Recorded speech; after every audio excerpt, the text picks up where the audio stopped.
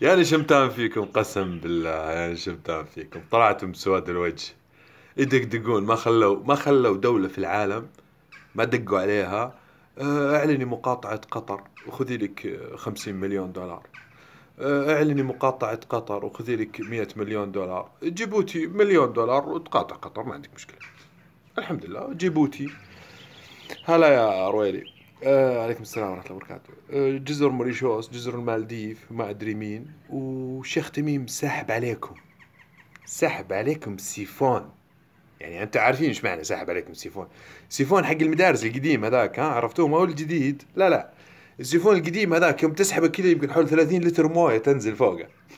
مرة تخبرون، ها؟ سيفون المدارس القديم.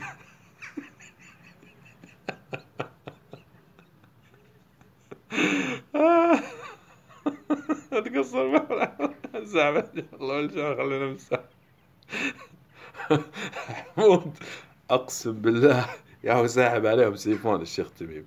هذا اللي جالسين يطاقعون. والشيخ تميم جالس يفطر في بيت الرجال، شعبه حوله، شعبه كله متكاتف معاه. الشعب القطري كله متكاتف. يا جماعة ما هم سائلين عنكم. حصرتم قطر في ايش حصرتوها؟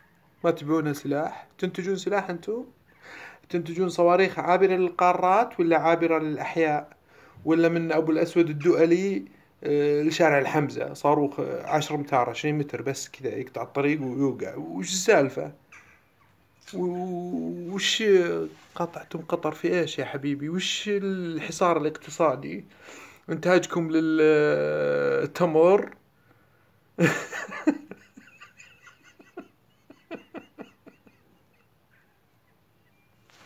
الجيش التركي بيجي يا قلبي.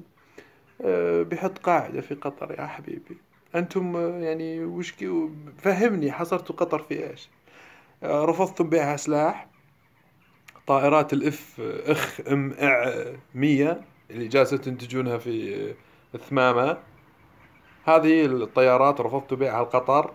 السفن ولا الغواصات النووية اللي جالسين تنتجونها عندكم، زي هذاك الكذاب اللي السنة الماضية طلع يهايط على أحد القنوات العربية.